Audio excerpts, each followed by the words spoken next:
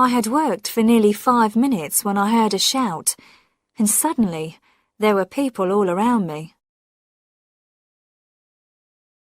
When I married my second wife, Emily, I went to live in her house in Northern California. It's a big house with a lot of land around it, just outside a small town. The next house is almost exactly the same, and that belongs to Emily's sister, Millicent. Millicent and Emily. Sisters, but completely different in looks and in character. Millicent is tall and rather thin. She is very strong-minded and likes to control everyone around her, including Emily. She wasn't at all pleased when I came and took Emily away from her influence. Emily is rather short and, well, fat. As she says, she weighs 11 or 12 kilos too much. She doesn't claim to be very clever, and usually she does what other people want. Not always, though. For 3 weeks now, Emily had been away, but Millicent had been watching me closely. She was with me now, drinking coffee in our sitting room. The telephone rang, and I answered it. Yes? Hello, dear. This is Emily. Emily, what is your surname? Oh, really, dear? Emily, your wife.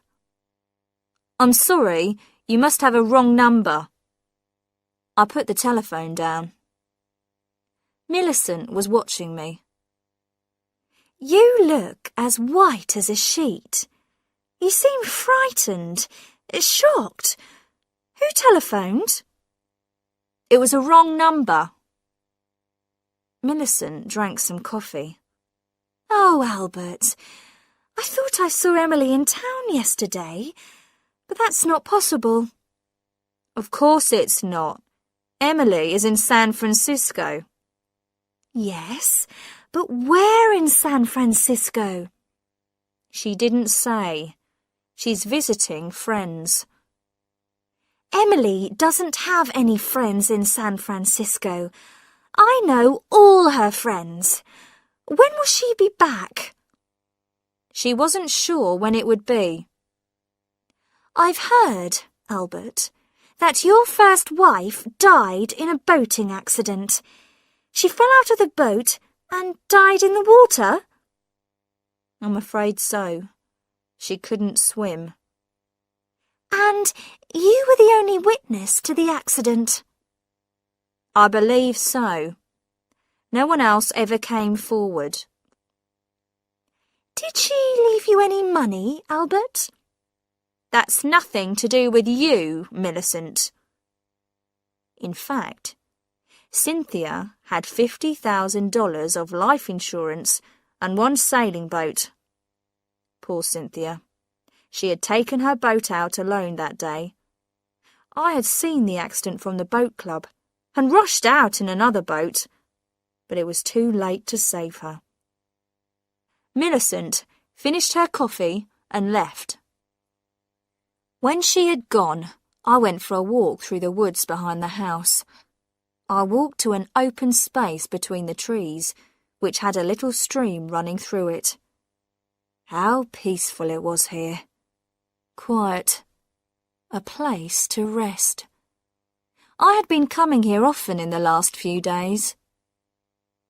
I sat down on a fallen tree near the stream and thought about Emily and Millicent.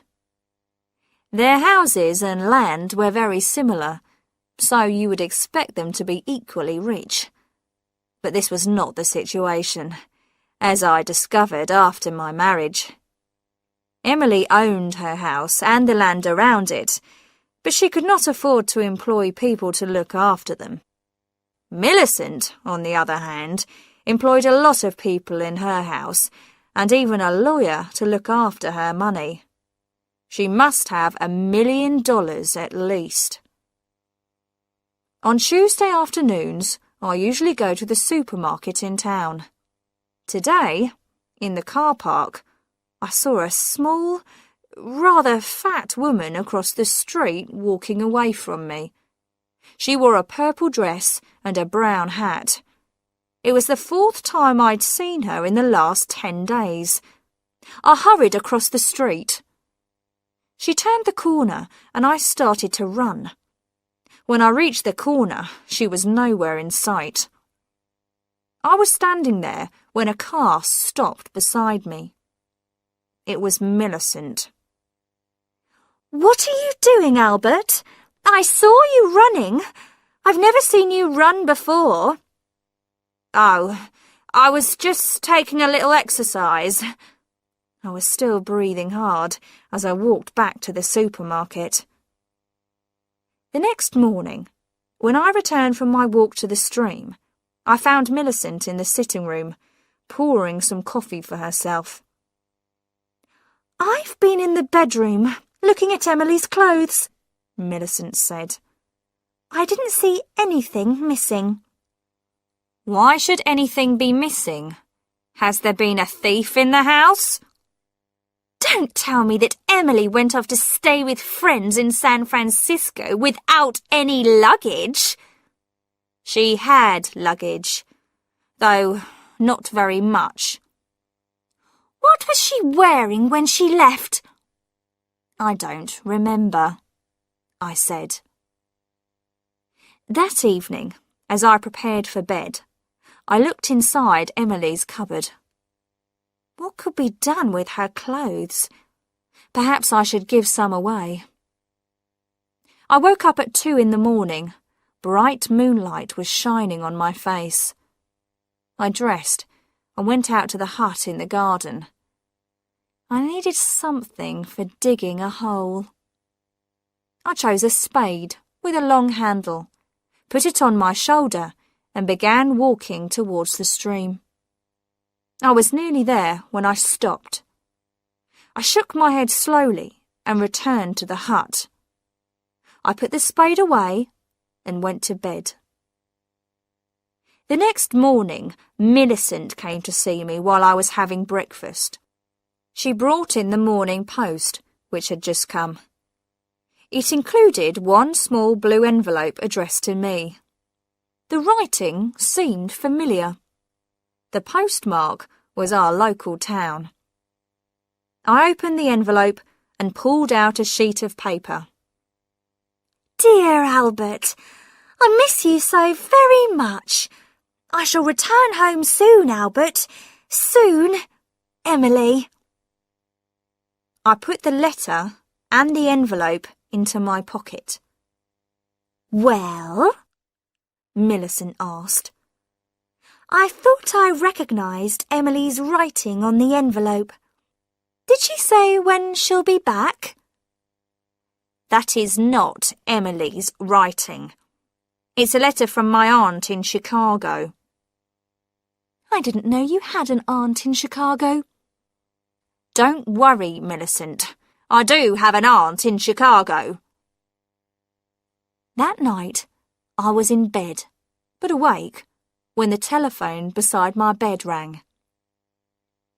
"Hello, my sweet. This is Emily."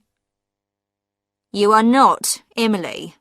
You are someone else." "Don't be silly, Albert. Of course this is me, Emily." "You can't be Emily. I know where she is, and she couldn't telephone at this time of night." "You think you know where I am?" "No, I'm not there now. It was too uncomfortable. So I left, Albert." I got out of bed and dressed. I went downstairs to the study and made myself a drink. I drank it slowly. It was nearly 1 o'clock in the morning when I went to the garden hut again and took out the spade. This time I went all the way to the space between the trees. I stopped beside the highest tree of all. I began taking big steps, counting at the same time. 1, 2, 3, 4. I stopped at 16. Then I began digging. I had been digging for nearly 5 minutes when I heard a shout, and suddenly there were people all around me, shining lights in my face. I recognised some of the people who worked for Millicent, including her lawyer. Now Millicent herself stepped forward. "So, you wanted to be sure she was really dead, Albert. And the only way to do that was to return to the place where you buried her." "I am looking for old Indian knives," I said. "There's a belief that if you find one in the light of the moon, it will bring you good luck." Millicent took no notice of this. She pointed to some people I didn't know. "These are private detectives," she said. "They have been watching you 24 hours a day ever since I guessed what really happened to Emily." She pointed at a small, rather fat woman. "That's Mrs. Macmillan. She was the woman in the purple dress, and she copied Emily's writing. And this is Miss Peters. She is good at copying voices, and she was the voice of Emily you heard on the telephone." There were also 2 detectives, who had brought their own spades. Now they began digging in the hole which I had started. "We knew you were getting worried, Albert," said Millicent. "You almost dug her up last night, didn't you? But then you changed your mind. That was lucky, because last night I didn't have so many people to watch you. Tonight we were ready and waiting." The detectives dug for about 15 minutes, and then paused for a rest. "This ground is very hard," said one. They went on digging until the hole was 2 meters deep. "Nothing has been buried here," said the other. "The only thing we found was an old Indian knife." I smiled at Millicent. "What makes you think I buried Emily?" I left them and returned to the house. I had guessed from the beginning that Millicent was responsible for the false Emily that had appeared to me in different forms. It was all part of her plan. What had been her aim? Well, she believed that I had killed her sister. So she wanted to frighten me until I broke down and said, Yes, I killed her." I had been playing a game too. I wanted her to think I was frightened. And of course, I wanted her to think I had buried the body in that place in the woods. Now I was in a strong position. She had called me a murderer in front of all those witnesses. I could take the matter to a court of law and demand a large sum of money from her. But she wouldn't want to let that happen. She wouldn't want the world to know she had been stupid. She would prefer to pay those people to keep silent. Would that be possible? Well, it would help if I supported her story and said that nothing had happened at all. And I would do that for Millicent, if she gave me some money, a large amount of money. At the end of the week, my telephone rang. "This is Emily. I'm coming home now, dear." Oh, great. "Did anyone miss me?" They certainly did. "You haven't told anyone where I've been these last 4 weeks, have you, Albert? Especially not Millicent." I told her you were visiting friends in San Francisco. "Oh, dear. I don't know anybody in San Francisco. Did she believe you?" I don't think so. "Well, I couldn't tell her I was going to a health farm to lose weight. I would be ashamed. And I wasn't sure that I would manage it. But I have, Albert. I have. I've lost 14 kilos. My figure must be as good as Cynthia's now. Well done, Emily. That's great. Why is Emily jealous of my first wife? They each have their place in my heart. Yes, but now none of my clothes will fit me. I'll have to get a lot of new clothes. Do you think we can afford it, Albert?